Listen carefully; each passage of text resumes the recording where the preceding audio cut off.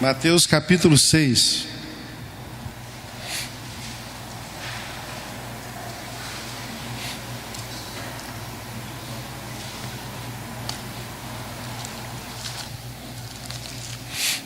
Obrigado. Mateus 6, versículo 10.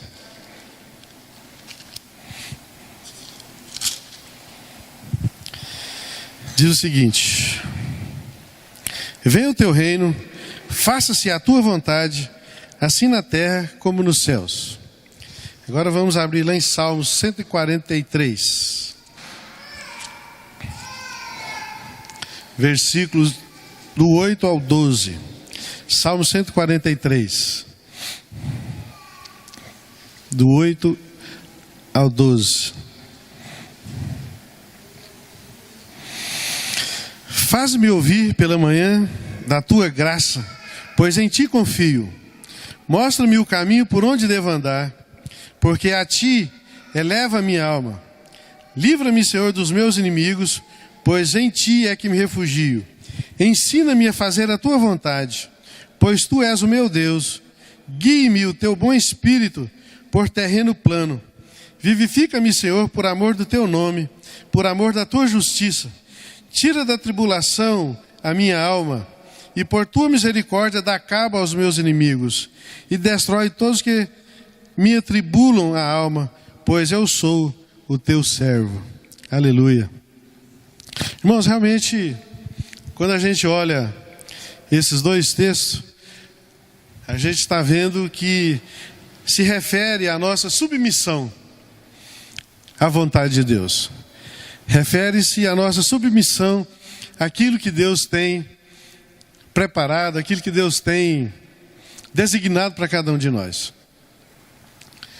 Quando a gente então faz essa oração, faça a tua vontade, nós entendemos que para que nós possamos ser abençoados, nós temos que ser submissos à vontade de Deus. Para que nós possamos ter sucesso naquilo que nós empreendermos, naquilo que nós viemos a fazermos, nós temos que estar submissos a essa vontade. Mesmo porque a Bíblia nos diz que a vontade de Deus ela é boa, ela é perfeita e ela é agradável. Então, quando nós fazemos essa oração, nós estamos declarando a nossa submissão a Deus. E a nossa fé, irmãos, ela não está simplesmente centrada naquilo que a gente crê que Deus vai fazer de acordo com a minha vontade. A minha fé ela não pode estar baseada simplesmente, olha, eu vou pedir a Deus, Ele vai fazer. A nossa fé não pode estar baseada no nosso egoísmo. A nossa fé não pode estar baseada naquilo que é as minhas vontades, naquilo que é os meus desejos. A nossa fé não pode estar baseada naquilo que é a vontade da minha carne. Mas a nossa fé ela tem que estar balizada na certeza de que Deus tem o melhor para mim, de que eu vou viver segundo a vontade de Deus. Isso tem que ser a nossa fé. Amém? Então a nossa fé, ela tem que estar centrada na convicção de que Deus tem o melhor para mim. Na convicção de que eu vou viver segundo a vontade de Deus. Porque se a minha fé estiver balizada em cima daquilo que eu vou pedir a Deus e Deus vai fazer, nós vamos ter muitas frustrações. E para não dizer que às vezes isso é o motivo de muitas frustrações do nosso meio, no meio do povo de Deus. Porque eu oro a Deus, eu peço a Deus, mas Ele não me ouve. Eu tenho fé, eu trago meu dízimo, eu trago minhas ofertas, mas Ele não faz aquilo que eu peço. Mas aí Deus diz o seguinte: você está pedindo para quê? É para os seus próprios deleites? Aí Ele diz: olha, você está pedindo mal. Por isso que às vezes Ele não responde. Porque nós estamos pedindo para fazer a nossa vontade, para a gente usar aquilo que a gente vai receber segundo a nossa vontade. A gente não está pedindo para Deus fazer aquilo que é o desejo do meu coração, para que eu possa, às vezes, abençoar outras pessoas. Então, irmãos, a nossa fé, ela tem que ir muito além daquilo que eu peço a Deus. A minha fé, ela tem que ser a firme convicção, a certeza que Deus vai fazer para mim o melhor. Que Deus vai trazer para mim o melhor. E Jesus, irmãos, foi o maior exemplo que a gente tem a respeito dessa submissão da vontade de Deus. Jesus é a maior referência que a gente tem na palavra de Deus quando se fala da vontade do Pai. Quando se fala da vontade de Deus para as nossas vidas. Vamos abrir lá em João, capítulo 4.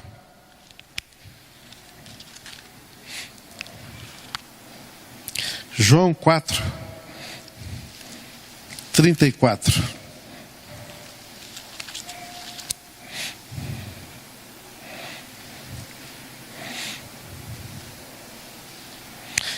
João 4, 34 diz o seguinte: disse-lhe Jesus: a minha comida consiste em fazer a vontade daquele que me enviou e realizar a sua obra.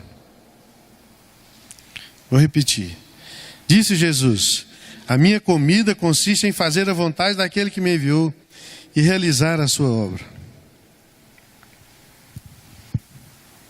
E muitas vezes, irmãos, a gente não tem vivido isso. A gente não tem vivido segundo a vontade de Deus para as nossas vidas. A gente não tem vivido segundo aquilo que é o projeto de Deus para a minha vida, para a minha casa, para a minha família. Mas então Jesus está dando esse ensinamento para a gente. Olha, a minha comida é essa: fazer a vontade do meu Pai, daquele que me enviou. E lá no capítulo 6, 38... 6:38, porque eu desci do céu não para fazer a minha própria vontade, e sim a vontade daquele que me enviou. Porque eu desci do céu não para fazer a minha própria vontade, e sim a vontade daquele que me enviou. Irmãos, por isso que Jesus é o maior exemplo que a gente tem. Ele, o Filho de Deus, que se fez homem para habitar no nosso meio. Toda a autoridade, segundo a palavra de Deus, foi dada para ele, nos céus e na terra. Mas ele diz: olha, eu não vim para fazer a minha vontade. Eu vim para fazer a vontade do meu Pai. Irmãos, e muitas vezes nós estamos vivendo simplesmente segundo a nossa vontade.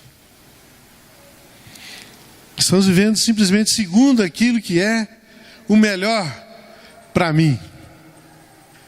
Estamos vivendo simplesmente segundo aquilo que é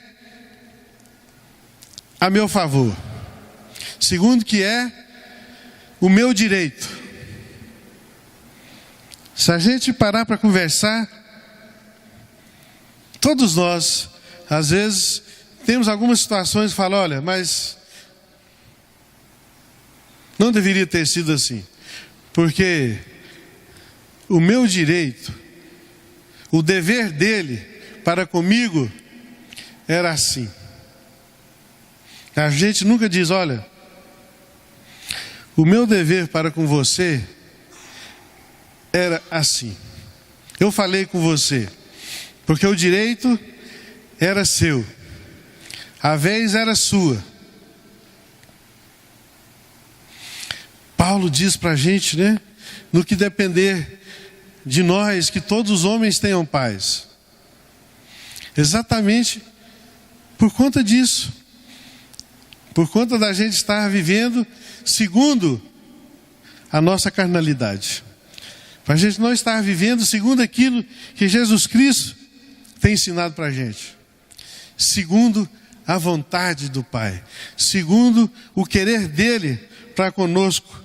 Segundo a sua misericórdia para conosco. Então, quando nós oramos, faça-se a sua vontade, é o mesmo que nós dissermos: Senhor, eu me submeto à sua vontade. Eu estou submisso à sua autoridade. Eu me submeto a Deus, à sua vontade. Eu não quero viver por mim mesmo, eu não quero andar por mim mesmo. Eu não quero fazer as coisas por mim mesmo.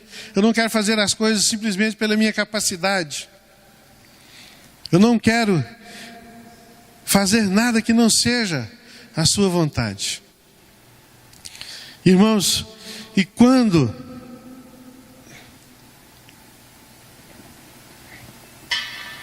nós deparamos com essa situação que a gente tem que viver segundo a vontade de Deus, em várias circunstâncias, não é fácil a gente viver segundo a vontade de Deus. É fácil? Não é. É muito difícil nós vivermos segundo a vontade de Deus. Quando a vontade de Deus coincide com a minha vontade, quando eu peço algo para Deus que coincide com aquilo que é o desejo do coração para mim, do coração de Deus para mim, é tudo ótimo. Não é verdade? Tudo mil maravilhas. Está tudo certo. Mas ai de Deus quando Ele não faz aquilo que nós pedimos. Os irmãos estão entendendo? Aí a gente abre a nossa caixa de ferramenta, a nossa caixa de lamentação, e a gente começa a murmurar diante de Deus: mas não foi isso que eu pedi, não era isso que eu queria, o Senhor entendeu tudo errado, o Senhor está olhando para o cara errado, o Senhor não está olhando para mim, não era isso que eu queria. Quando é o contrário, a gente diz: não, eu sou o cara, eu falo com Deus, Ele ouve e me responde.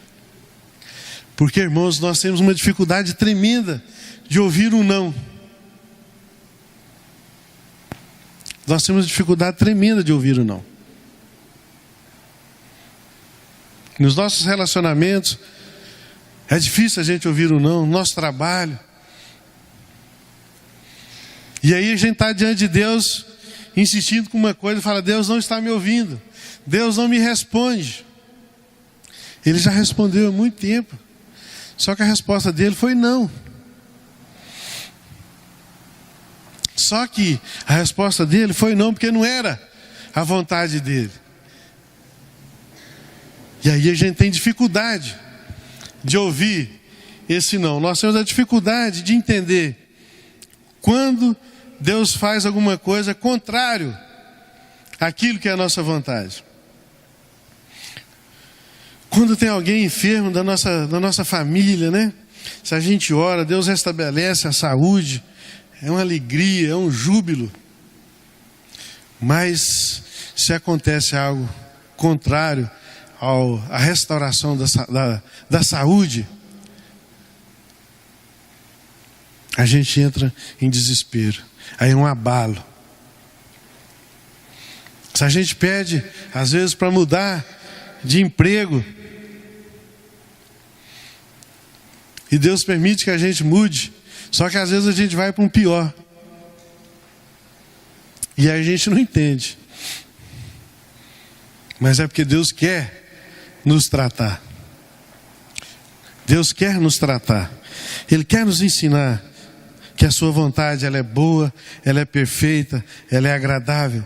Então, irmãos, a nossa fé, ela não é simplesmente embasada naquilo que eu peço a Deus e Ele me responde.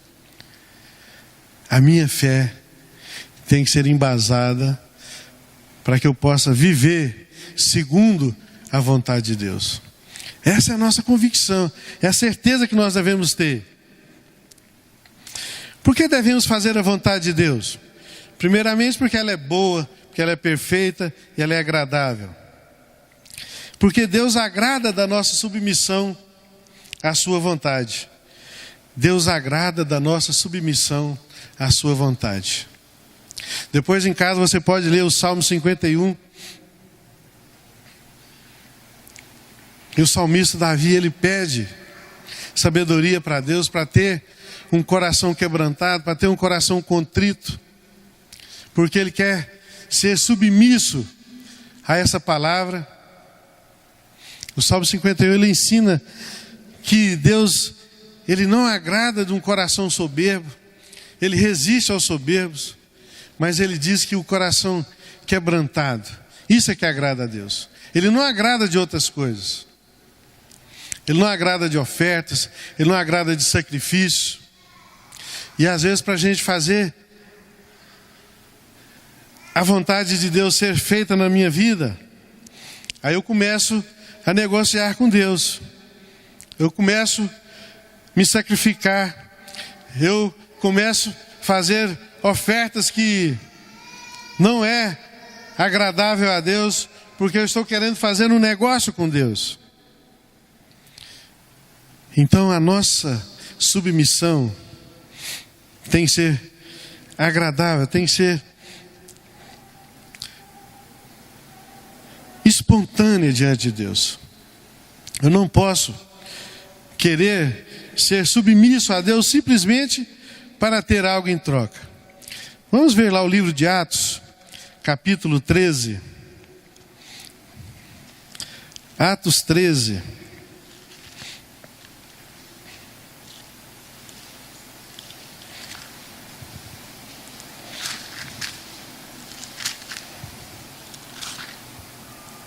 Atos 13, versículo 22.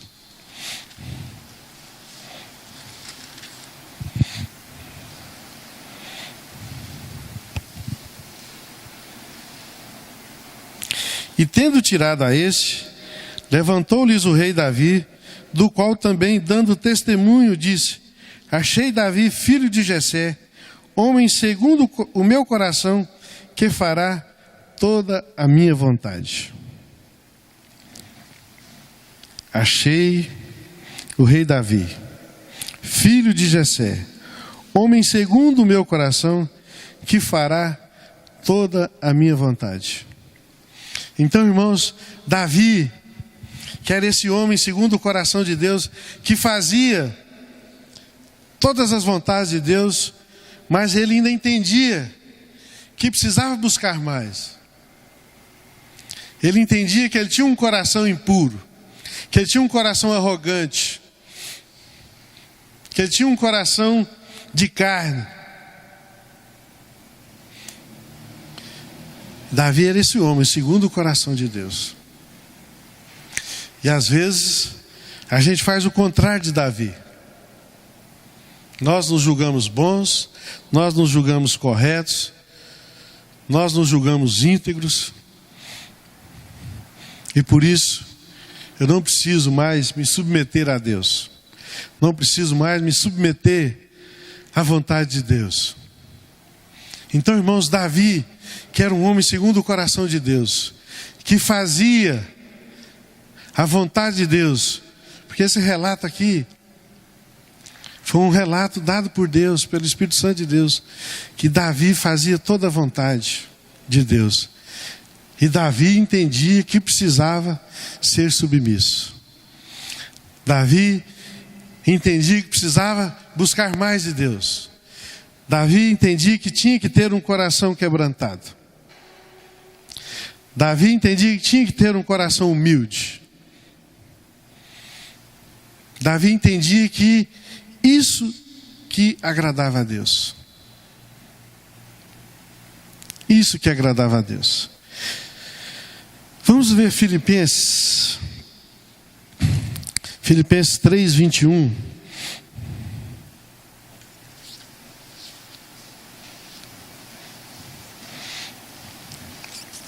Então, o qual transformará o nosso corpo de humilhação para ser igual ao corpo da sua glória, segundo a eficácia do poder que ele tem de até subordinar a si todas as coisas.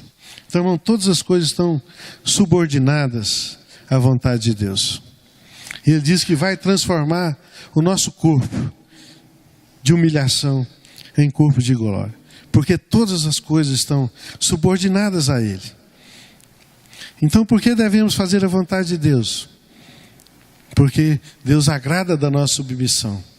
Porque Ele quer nossa submissão, que a submissão seja voluntária e de coração. Ele não quer nada forçado. Isaías 55, versículo 8, irmãos. Isaías 55, versículo 8.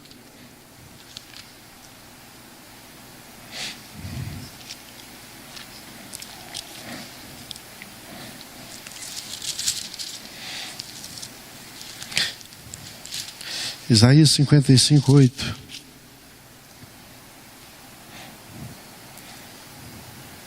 Então romperá a tua luz como a alva, a tua cura brotará sem detença, a tua justiça irá diante de ti, e a glória do Senhor será a tua retaguarda. Então, por isso nós devemos ser submissos ao nosso Deus. Isaías 5, 8. 8. Perdão. Porque os meus pensamentos não são os vossos pensamentos, nem os vossos caminhos os meus caminhos. Assim diz o Senhor. Mas aquele versículo também que eu li, ele complementa isso, né? Ele complementa isso. Porque todas as coisas estão submissas a Ele. Ele é conhecedor de todas as coisas. Ele é conhecedor de todas as coisas. E às vezes a gente está preocupado com o nosso dia de amanhã. A gente está preocupado com o que vai acontecer amanhã. E Ele diz, olha, os meus pensamentos não são os seus, nem os meus caminhos os seus. E os meus caminhos, diz o Senhor. E aí a gente fica preocupado. O que vai ser o dia de amanhã? A Bíblia nos ensina que cada dia tem o seu próprio mal. Para a gente não ficar ansioso com o que vai acontecer amanhã. Porque tem um tempo de Deus que se chama hoje. Qual o melhor tempo da nossa vida? Hoje. Qual o melhor tempo que a gente vive? É hoje.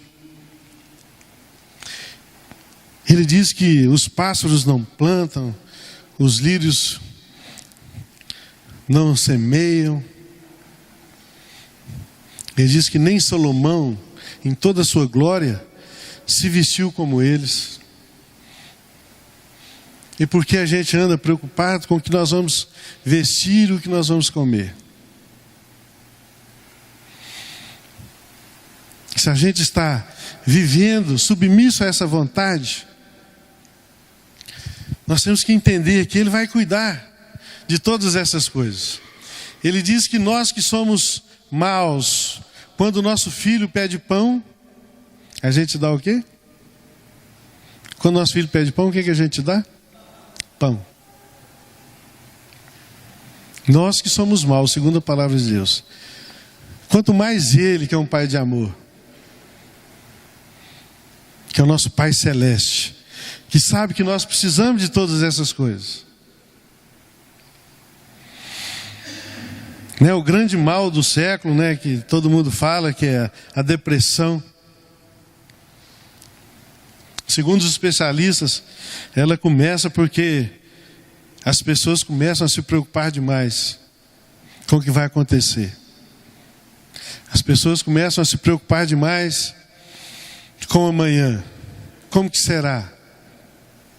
As pessoas começam a entrar em depressão exatamente porque começa a olhar simplesmente para o seu umbigo. Simplesmente esquecem de viver essa palavra. Esquecem que as bênçãos, toda sorte de bênçãos, nós já recebemos em Cristo Jesus. E às vezes as pessoas vão no fundo do poço tentando resolver o problema de amanhã, que a gente sabe que às vezes nem pode existir. né? A Bíblia diz que a nossa vida, ela é como aquela brisa que você levanta de manhã, você olha no horizonte, ela está lá. Você se vira e quando você volta, ela desapareceu. Assim é a nossa vida. Assim é a nossa vida. Então, irmãos, nós temos que nos preocupar em viver intensamente um dia que se chama hoje. Nós temos que nos alegrar intensamente no dia que se chama hoje e vivendo segundo a sua vontade, que é boa, perfeita e agradável. A Bíblia, ela está cheia de ensinamentos de pessoas que tiveram os seus caminhos difíceis na sua caminhada. Pessoas que tiveram a sua jornada muito penosa, mas que no final Deus os abençoou tremendamente para ser bênção na vida de outras pessoas, né? Quando a gente fala de provação, de sofrimento, a primeira referência que vem na nossa vida é de Jó. A primeira referência que vem na nossa vida é de Jó. Irmãos, e quando eu confesso para vocês que sempre que eu ouvia alguma coisa sobre Jó, eu falo, Jó sempre foi um coitado. Qual o primeiro sentimento que a gente tem, não é isso? Que Jó sempre era um coitado. Mas se a gente for ler com calma lá o livro de Jó, a gente vai entender que Deus queria mostrar para Jó que ele não era aquilo tudo que ele pensava. Que Jó estava vivendo segundo aquilo que ele achava que ele era. Um homem bom, um homem justo. Ele era. Mas só que ele achava que isso era o bastante. E quando Deus permitiu toda a sua tribulação, Deus quis quebrar o orgulho de Jó. Depois você pode ler o livro todo e você vai entender, né? E a gente vê no final da história de Jó que ele foi tremendamente abençoado no final. Que Deus devolveu em dobro tudo aquilo que ele tinha perdido, tudo aquilo que ele tinha. Mas Jó teve um segredo, irmãos. Ele permaneceu firme. Firme. Né? Em toda a sua tribulação, em todas as suas lutas, ele permaneceu firme. Todas as palavras de acusação que ele recebia, aquilo não achava guarida no seu coração. Né? Os seus amigos, os amigos íntimos, chegavam para ele, formaram um conselho, e falavam, esse cara pecou, ele fez algo terrível diante de Deus. Sua esposa, rapaz, amaldiçoa esse Deus para você morrer. E Jó permaneceu firme, porque ele sabia aquilo que era vontade de Deus para a vida dele. Ele sabia que Deus, apesar dele estar vivendo aquelas lutas, aquelas tribulações, ele sabia que Deus tinha o melhor para ele. Ele sabia que a vontade de Deus, ela é boa, ela é perfeita e ela é agradável. Outro exemplo que a gente tem na palavra de Deus é José do Egito, né? Foi odiado, foi traído, foi escravizado, né? Foi humilhado por seus irmãos, mas no final Deus o abençoou. Vamos abrir Gênesis 45, versículo 8. Gênesis 45, versículo 8.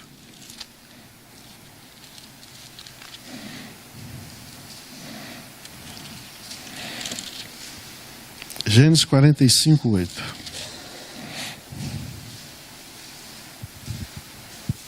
Assim, não fostes vós que me enviaste para cá, e sim Deus que me pôs por pai de Faraó e senhor de toda a sua casa e como governador em toda a terra do Egito.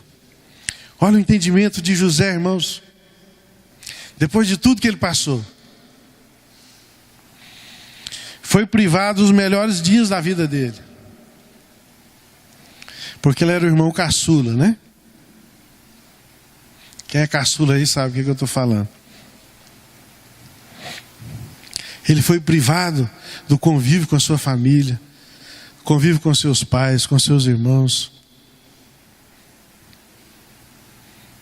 Mas em momento algum também a gente vê na história de José ele se lamentando de alguma coisa. E por muito menos, irmãos, por muito menos, a gente abre a boca para lamentar. Por muito menos, a gente abre a boca para só lamúria. Porque Deus não é justo, Deus não é isso, Deus é aquilo. Por muito menos, irmãos, a gente faz essas lamúrias. Irmãos, e José teve esse discernimento. Olha, não foi vocês que me enviaram. Bem, pega aqui. Não foram vocês que me enviaram. Apesar de tudo, foi Deus que me enviou. Para quê? Para que eu pudesse ser bênção na vida de vocês agora. Foi Deus que me colocou aqui para ser governador dessa terra. Foi Deus que me colocou aqui para salvar vocês. Então agora vocês vão lá e diz para o pai de vocês que eu estou aqui. É isso, irmãos.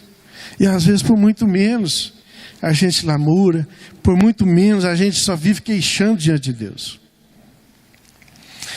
Tem outra pessoa na palavra de Deus também que foi tremendamente usada. É a Esther. A vida dela também cheia de tribulação, cheia de lutas. Órfã de pais, de pai e mãe, criada pelo seu primo. Mas o seu primo era um homem extremamente fervoroso. Era um homem que sabia daquilo que era a vontade de Deus para a vida dele. Irmãos, Esther, mesmo sendo judia, ela foi rainha dos medos e dos persas. Rainha dos medos e persas. A gente vê na história que foram um dos povos mais poderosos que existiu naquela época. Eram os exércitos mais temidos que tinham naquela época. E ela foi rainha desse povo. Por quê? Nunca também reclamou daquilo que era a sua vida. Quando ela foi tomada como esposa, você vai ver lá no livro dela, se você quiser ler depois, que ela era mais formosa. Que o rei fazia tudo o que ela queria. Que o rei fazia tudo que ela pedia. Mesmo quando tinha um decreto que era para acabar com o povo de Israel. Ela consegue reverter.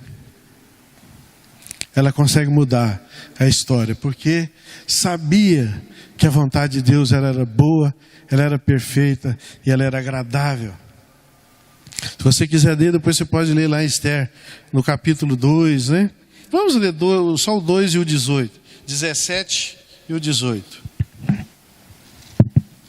Esther capítulo 2, versículo 17 e o 18. O rei amou a Esther mais do que todas as mulheres, e ela alcançou perante ele favor e benevolência, mais do que todas as virgens. O rei pôs-lhes na cabeça coroa real e a fez rainha em lugar de Vasti. Então o rei deu um grande banquete a todos os seus príncipes e aos seus servos. Era o banquete de Esther. Concedeu alívio às províncias e fez presente segundo a generosidade real.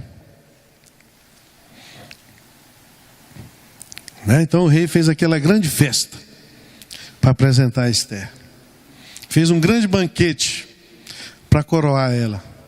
Fez um grande banquete para dizer, olha, vai ser a rainha.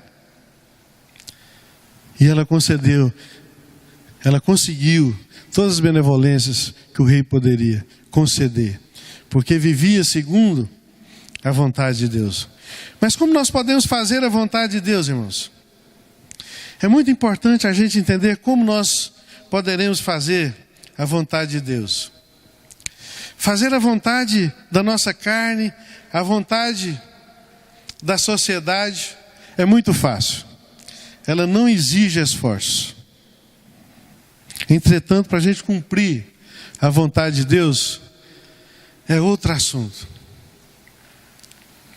Quem assistiu aquele filme Todo-Poderoso? Acho que era Todo-Poderoso mesmo, né? A gente vê ali, quando Deus resolve fazer a vontade de todo mundo. Não é um caos? Quando Deus consegue, lá no filme, né? Quando Deus concede a vontade de todo mundo. É um caos. Por isso, para a gente viver segundo a vontade de Deus, ela é diferente do que a gente viver segundo a vontade da nossa carne. Nós estamos construindo. A minha amiga bem já me olhou ali.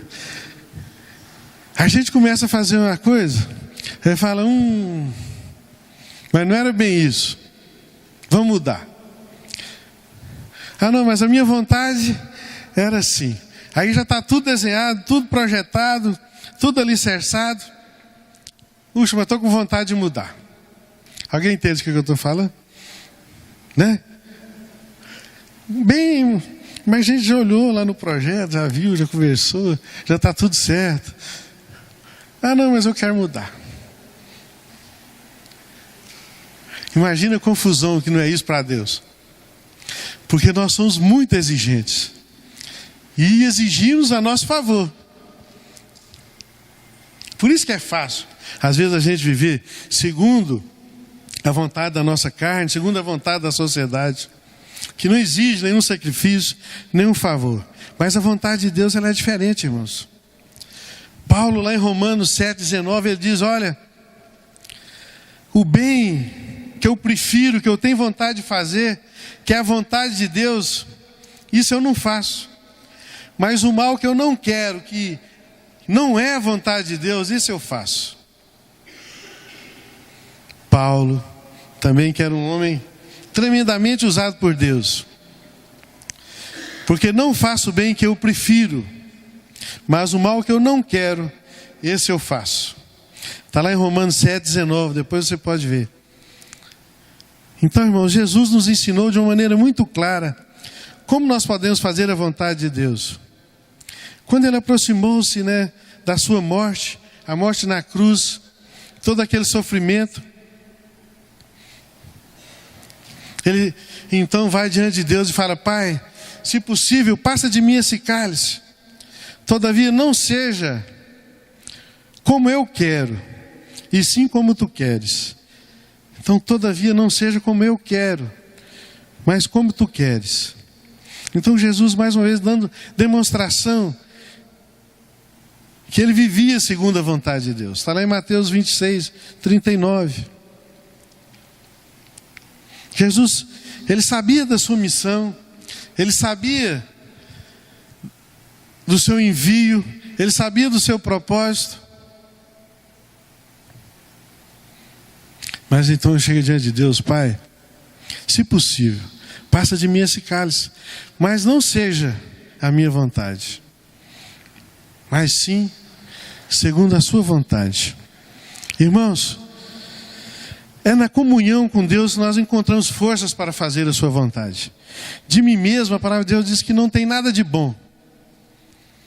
De mim mesmo não tem nada que possa agradar a Deus. Mas eu só posso viver segundo a sua vontade, estando em comunhão com Ele.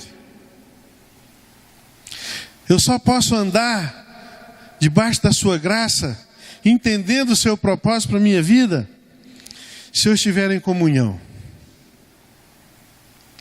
Se eu estiver em comunhão. Porque fora disso a gente não consegue. Fora da comunhão, a gente não consegue viver a vontade de Deus. Somente pela comunhão com Ele é que a gente consegue ser dominado da nossa vontade. Somente intimidade com o Pai, através do seu Espírito Santo, é que eu posso vencer a mim mesmo. É que eu posso matar as minhas vontades. Somente andando em comunhão com o Pai, andando em intimidade. Porque fora disso, por nós mesmos, a gente não consegue. É por isso que Ele nos ensina, olha, nós devemos vigiar e orar sem cessar. Irmãos, e quais são os resultados dessa submissão?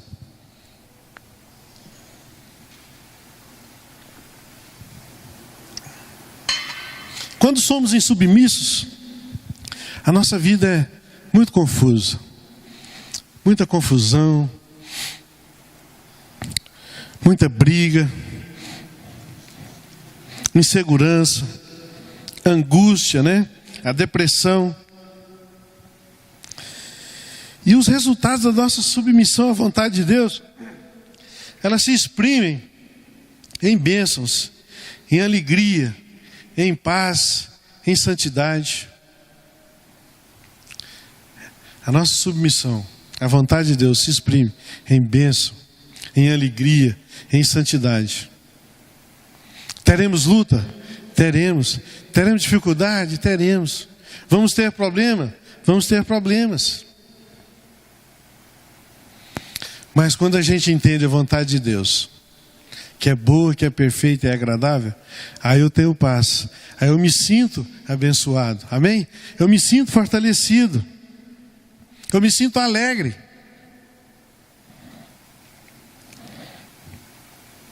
Tudo que Deus quer para nós é para o nosso bem.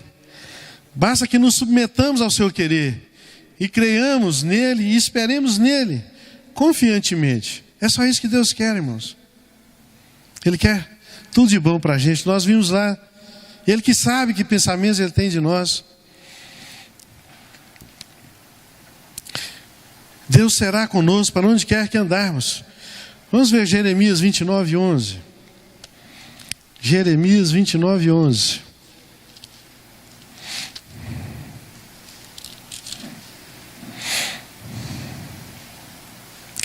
Eu é que sei que pensamentos têm a vosso respeito, diz o Senhor, pensamentos de paz e não de mal, para vos dar o fim que desejais.